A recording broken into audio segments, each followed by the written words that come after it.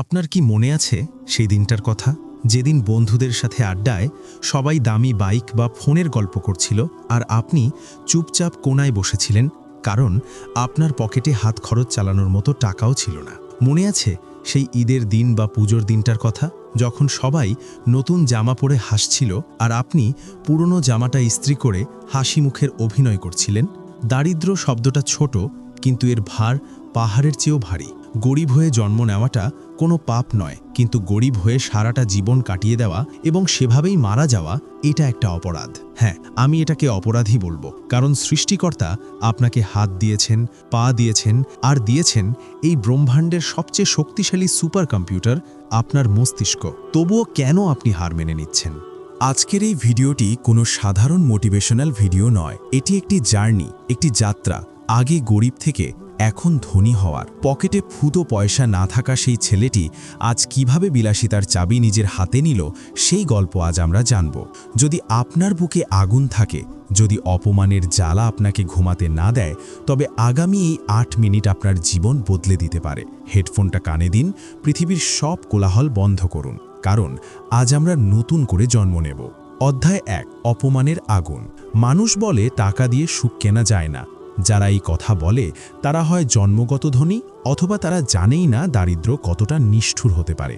আপনি যখন অসুস্থ হন এবং টাকার অভাবে ভালো ডাক্তার দেখাতে পারেন না, তখন কি টাকা দিয়ে সুখ কেনা যেত না? যখন আপনার প্রিয় মানুষটি আপনাকে ছেড়ে চলে যায় শুধু এই কারণে যে আপনার ভবিষ্যৎ অনিশ্চিত, তখন কি টাকা গুরুত্বপূর্ণ ছিল না? আনশুল নামের ছেলেটির কথা ভাবুন।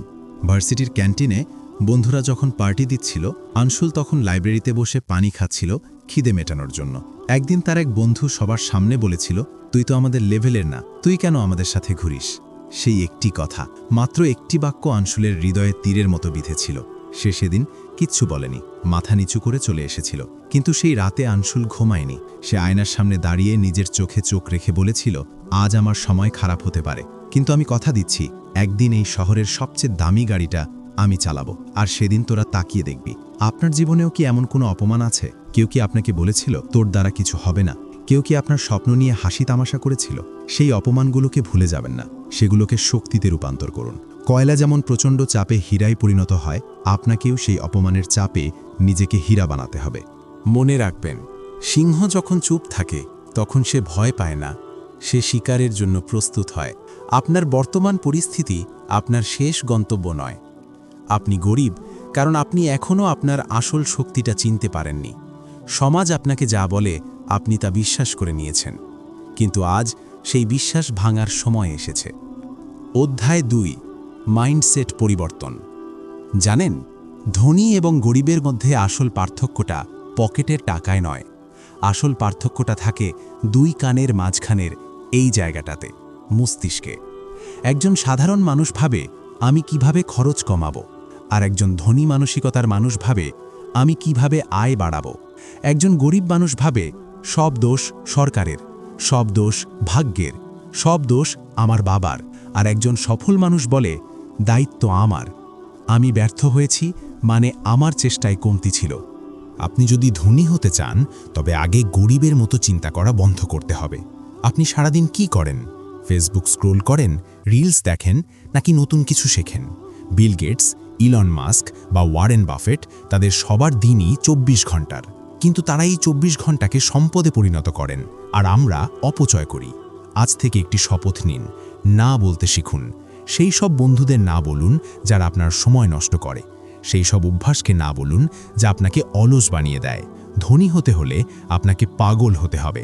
হ্যাঁ, পাগল, কারণ সুস্থ মস্তিষ্কের মানুষ 9টা-5টা ডিউটি করে জীবন কাটিয়ে দেয়, কিন্তু পাগলেরাই পৃথিবী বদলায়। আপনি কি ঝুঁকি নিতে ভয় পান? মনে রাখবেন, জীবনের সবচেয়ে বড় ঝুঁকি হলো কোনো ঝুঁকি না নেওয়া। আপনি যদি আজ নিরাপদ রাস্তায় হাঁটেন, তবে কাল আপনি সেই সাধারণ ভিড়েই হারিয়ে যাবেন। আর যদি আজ আপনি কাঁটা বিছানো পথে হাঁটার সাহস করেন, তবে কাল লাল গালিচা আপনার জন্য অপেক্ষা করবে। অধ্যায় 3, কর্মপরিকল্পনা ও কঠোর পরিশ্রম। স্বপ্ন দেখা সহজ। রাতে ঘুমানোর আগে আমরা সবাই নিজেকে কোটিপতি ভাবি, কিন্তু সকালবেলা অ্যালার্ম বাজার সাথে সাথে সেই স্বপ্নটা লেপের নিচে চাপা পড়ে যায়। আগে গরিব এখন ধনী, এই বাক্যটা বলতে মাত্র 1 সেকেন্ড সময় লাগে, কিন্তু এই দুই অবস্থার মাঝখানে থাকে হাজার হাজার বিনিদ্র রজনী, হাজারবার ব্যর্থ হওয়া এবং হাজারবার উঠে দাঁড়ানোর গল্প। আপনাকে এখন 3টি ধাপে কাজ করতে হবে। 1. Skill development. ডিগ্রির কাগজ আপনাকে চাকরি দিতে পারে, কিন্তু স্কিল আপনাকে সম্পদ দেবে। বর্তমানে বিক্রির যোগ্যতা যার আছে সে কখনো না খেয়ে মরে না। নিজেকে কোনো একটি কাজের সেরা বানান।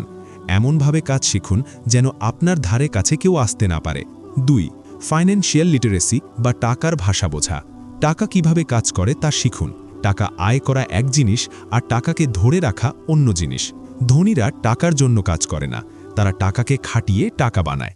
আপনার ইনকামের অন্তত 20% সঞ্চয় এবং বিনিয়োগ করতে শিখুন।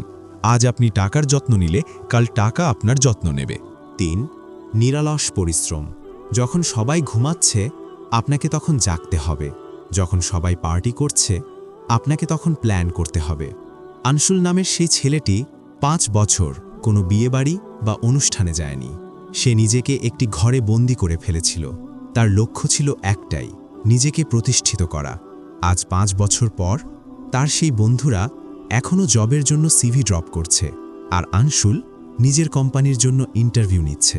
কষ্ট হবে, খুব কষ্ট হবে, মনে হবে ছেড়ে দিই, মনে হবে এসব আমার জন্য না, শরীর ভেঙে আসবে, মাথা কাজ করবে না। কিন্তু ঠিক সেই মুহূর্তেই আসল খেলা শুরু হয়, যখন আপনার শরীর বলবে আর পারছি না, কিন্তু আপনার মন বলবে আর একবার চেষ্টা কর। সেটাই হলো বিজয়ের মুহূর্ত। অধ্যায় 4, উত্থান এবং সতর্কতা। ধরে নিলাম আপনি সফল হলেন, আপনার ব্যাংক ব্যালেন্স এখন আপনার ফোন নাম্বারের মতো দীর্ঘ। আপনি এখন সেই রেস্টুরেন্টে গিয়ে দাম না দেখেই খাবার অর্ডার করেন। মানুষ আপনার অটোগ্রাফ নিতে চায়। কিন্তু সাবধান, গরিব থেকে ধনী হওয়ার যাত্রায় অনেকেই সফল হয়, কিন্তু ধনী হয়ে টিকে থাকাটা আরও কঠিন। টাকা আসার সাথে সাথে মানুষের মধ্যে অহংকার চলে আসে। মনে রাখবেন, যে গাছ ঝড়ে টিকে থাকে সে হলো সেই গাছ যে নমনীয় হতে জানে। আপনার অতীতকে ভুলবেন না, সেই ছেঁড়া পকেটের দিনগুলো মনে রাখবেন, সেই অপমানের দিনগুলো মনে রাখবেন, কারণ আপনার অতীতই আপনাকে মাটিতে পা রাখতে সাহায্য করবে। টাকা আপনাকে ক্ষমতা দেবে, কিন্তু চরিত্র আপনাকে সম্মান দেবে। অনেক মানুষ দ্রুত ধনী হওয়ার জন্য অসৎ পথ বেছে নেয়, জুয়া, স্ক্যাম বা মানুষকে ঠকানো। মনে রাখবেন, অসৎ পথে আসা টাকা বালির বাঁধের মতো, একটু জোয়ারেই ভেসে যাবে। আমরা চাই দীর্ঘস্থায়ী সম্পদ, ক্ষণস্থায়ী বড়লোকি ভাব নয়। সফলতা মানে শুধু নিজের পকেট ভারী করা নয়। আসল ধনী সেই যে অন্যকে ধনী হতে সাহায্য করে। যখন আপনি সফল হবেন তখন আপনার দায়িত্ব বেড়ে যাবে, আপনার পরিবারের প্রতি, সমাজের প্রতি। একজন সত্যিকারের রাজার মতো বাঁচুন, যে শুধু শাসন করে না, প্রজাদের রক্ষা করে। অনেক কথা হলো, অনেক প্ল্যান হলো। এখন প্রশ্ন হলো, আপনি কি শুরু করবেন, নাকি এই ভিডিওটা শেষ করে আবার সেই আগের জীবনে ফিরে যাবেন? ক্যালেন্ডারের দিকে তাকান, বছর ঘুরে বছর চলে যাচ্ছে, আপনার বয়স বাড়ছে, কিন্তু আপনার অবস্থার কি পরিবর্তন হচ্ছে? যদি না হয় তবে এখনই সময় জেগে ওঠার। আজ এই মুহূর্ত থেকে নিজেকে কথা দিন, আমি আর সাধারণ জীবন কাটাবো না। নিজেকে বলুন, আমার জন্ম হয়েছে শাসন করার জন্য, গোলামি করার জন্য নয়। আয়নার সামনে দাঁড়িয়ে নিজের চোখে চোখ রেখে বলুন, আমি পারবো, আমি পারবো, আমি পারবো। আজ থেকে 5 বছর পর আপনি কোথায় থাকতে চান তা আজকের কাজের উপর নির্ভর করছে। চলুন ইতিহাস করি, চলুন বিশ্বকে দেখিয়ে দিই আমরা কে। শূন্য থেকে শুরু হোক মহাকাশ ছোঁয়ার যাত্রা।